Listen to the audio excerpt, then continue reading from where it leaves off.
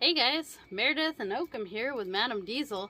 Today we're going to tear down a Yanmar and I'll walk you through the process. Welcome back to the shop. Today we're going to continue tearing down the Yanmar 3GM30F. We got to pull this rotating assembly, which includes the crankshaft, camshaft, and oil pump, so that way we can get the block prepped, measured, and ready for reassembly.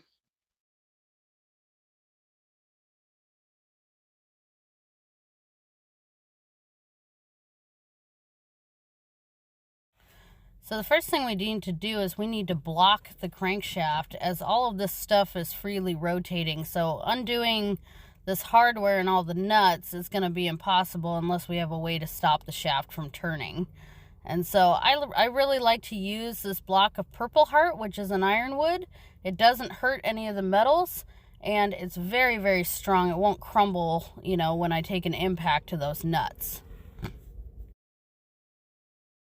We're going to start removing the camshaft nut. The piece of the camshaft that you actually can see is actually the fuel cam, which is a separate mini camshaft from the main camshaft. Now we're going to take the oil pump off, and the oil pump is just held on with 3 10mm bolts. We're going to zip those off and pop this thing loose. Now, contrary to popular belief, the oil pump actually doesn't create the oil pressure within the engine like most people think. All it does is create flow. It's what pushes the oil through the engine. It's bearing clearances that actually create oil pressure. So if you find that your engine has low oil pressure, it's very unlikely to be your pump. Unless it had an obvious failure, it's more likely to be bearings. There's the pump. And you can see the impeller inside, very precise fit as this thing rotates and moves oil. It's really cool, actually. Next is the removal of our flyweight assembly, which is actually really cool. This is 100-year-old technology, and this has a needle bearing and a washer to protect it from the outer nut. And we're going to get a super long socket. This is my custom-made socket for this application. And make sure our shaft is secure, and then we will zip that off with the impact. As I said before, this is the flyweight governor, and the way this thing works is there's 3 flyweights, and as the engine spins, if it starts to spin faster and faster, those flyweights are going to move out due to centrifugal force. And the piece that's sliding that they're engaged with actually engages with a shaft that controls fuel output on the injection pump. So it's a self-limiting device, essentially, that protects the engine from overspeed. Now that we have our nut off, now we can slide this assembly straight off the shaft. It's engaged via a keyway, and so no press fit here. We don't have to use any pullers. There's your 3 flyweights, and this is really similar to what was on steam engines. It's just not visible. It's hidden under your gear housing, and every modern engine has something like this.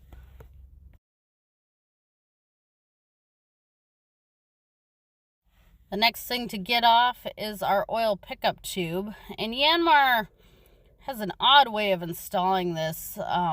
They essentially use a lock nut and a threaded piece to hold this tube in place. It's a very oddball installation, but easy to remove nonetheless. Either way, this guy is in our way. We're going to take it off and clean that up, make sure there's no crud in it.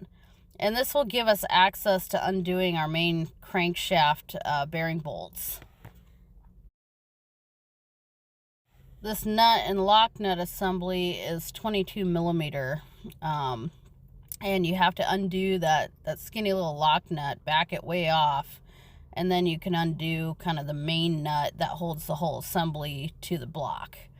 The oil pickup tube is what picks up the oil out of the oil pan and supplies it to the oil pump via passageways in the block.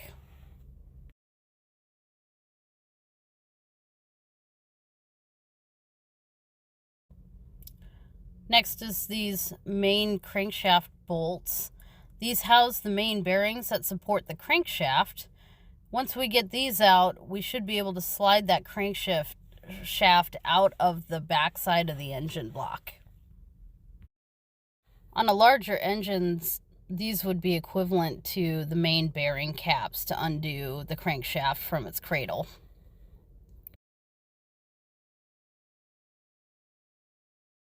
These bolts are pretty unique. They're threaded on top and then have a set pin that holds that main cast support in place.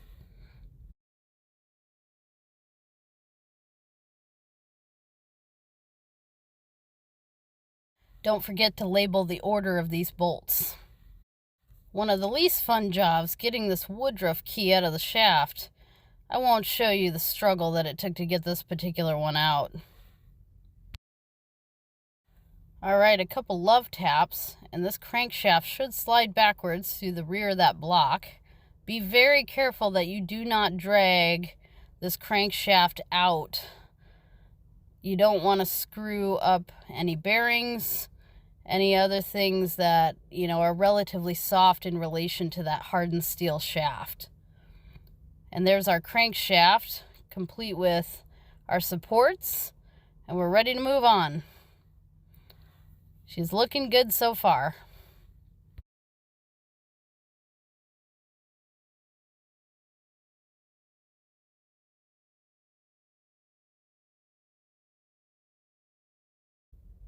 When I'm referring to bearings, this is an example of one of the crankshaft main bearings.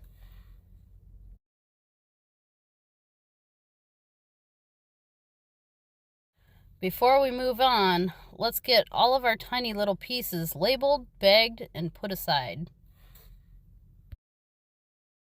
So in order to get the camshaft out, we need to remove the short section of fuel cam first. This little 3-lobe camshaft drives the injection pump to the engine.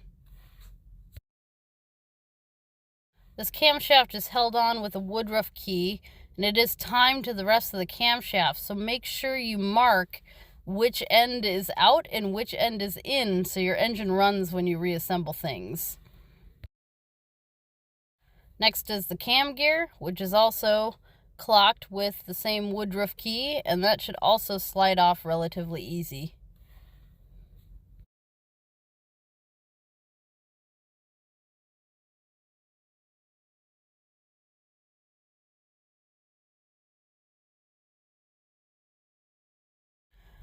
Don't forget to label which side goes towards the front of the engine and which side goes to the rear.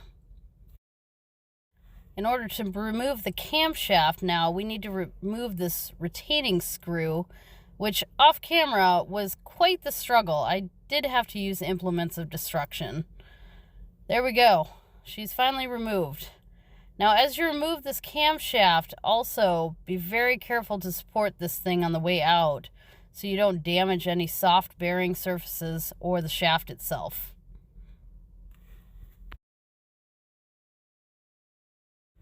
Next is removing our flat tappet. So I'm using the magnetic end of my pocket screwdriver here to just grab those tappets one at a time and pulling them straight out of their little bores. These tappets need to stay in order as they wear a certain way, and so I'm lining them up in the order that I took them off, and they will stay that way when they go back in. There's no major damage on any of these, and so I will be reusing them. Taking a quick look at this crankshaft bearing, looks like we've got a lot of wear all the way down to the copper on the bottom side and nothing on the top side. Makes me wonder if this engine wasn't aligned improperly. Now that we have all the pieces out of our engine block, we're going to get ready to take some measurements and get this thing ready for cleaning and paint. She's looking good so far. Towards the rear, you might see some evidence of blow-by in that back corner, and so it was time to service this engine for sure. Now that our engine block is stripped down, it's time to take some measurements. This is the technical part of engine rebuilding. we need to refer to our manual first and see what kind of cylinder specs we need to fall within. The tool that I'm using, this is called a bore dial indicator, and it is a very precise way of measuring these cylinders. However, it takes a little bit of practice to get the hang of it. By doing this, we're going to be able to gauge whether the cylinder is warped or oblong in any way. I'm going to measure all 3 cylinders here. I'm just showing you the first one just so you can kind of see what it looks like. But take your time, get accurate measurements. This is going to determine whether we need to send the engine block out for further machining or not. So it's really important to get good measurements on this stuff.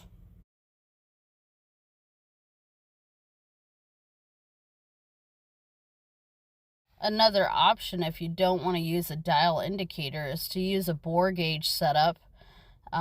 These are actually pretty easy to use, much easier than the dial indicator if you're not familiar with doing that. And these are spring-loaded, so you can take your measurement, and once you find kind of the center of the cylinder, the widest part, you can tighten it down and then use a micrometer or calipers to take the measurement on that gauge. If you're looking for the most accurate measurement, then make sure to use a micrometer. However, these digital calipers are certainly accurate enough to get the home DIYer started. We are back home for the night. Thanks for watching. If you guys had any questions or want to see any of the more technical side of engine building, let me know. Oakham and I are headed to bed, and we will see you guys in the next video.